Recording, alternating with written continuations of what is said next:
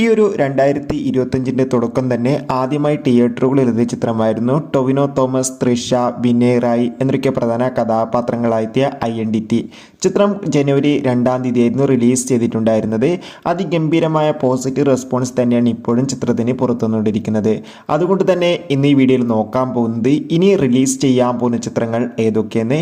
വീഡിയോയിലേക്ക് മുൻപ് video like ചെയ്യുക, ചാനൽ സബ്സ്ക്രൈബ് ചെയ്യാൻ വേണ്ടി ശ്രമിക്കുക. നേരെ ഇന്നത്തെ വീഡിയോയിലേക്ക് പോകാം. ആസിഫ് അലി, അനശ്വര രാജൻ എന്നൊക്കെ പ്രധാന കഥാപാത്രങ്ങളായി വരാൻ പോകുന്ന ചിത്രമാണ് രേഖാചിത്രം. എല്ലാ സിനിമാ പ്രേമികളും ഒരേപോലെയാണ് ചിത്രത്തിൻ്റെ ഓരോ അപ്ഡേഷനും അറിയാൻ വേണ്ടി കാത്തിരുന്നത്. ചിത്രത്തിൻ്റെ ഒഫീഷ്യൽ ട്രെയിലറിനൊക്കെ അതിഗംഭീരമായ പോസിറ്റീവ് റെസ്പോൺസ് ആയിരുന്നു ലഭിച്ചിട്ടുണ്ടായിരുന്നത്. ചിത്രം ഈ വരുന്ന ജനുവരി 9-ാം തീയതി തിയേറ്ററുകളിൽ എത്തുമെന്ന് ഒഫീഷ്യലായി കൺഫേം ആക്കിയിട്ടുണ്ട്. ശങ്കറിൻ്റെ സംവിധാനത്തിൽ രാംചരൺ നായകനെത്തി വരാൻ പോകുന്ന ചിത്രമാണ് ഗെയിം ചേഞ്ചർ.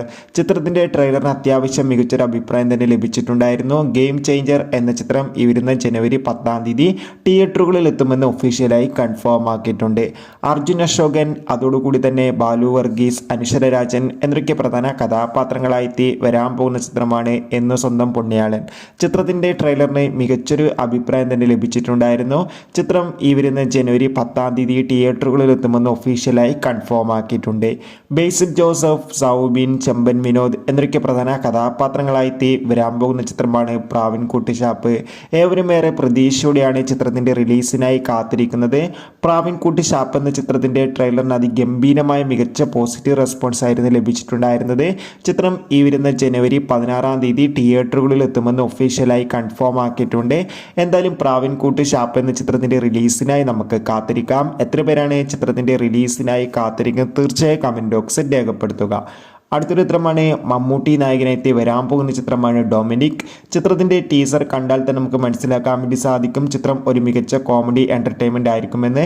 എന്തായാലും ചിത്രം ഈ വരുന്ന ജനുവരി 23-ാം തീയതി തിയേറ്ററുകളിൽ എത്തുമെന്ന് ഇപ്പോൾ ഒഫീഷ്യലായി കൺഫേം ആക്കിയിട്ടുണ്ട്.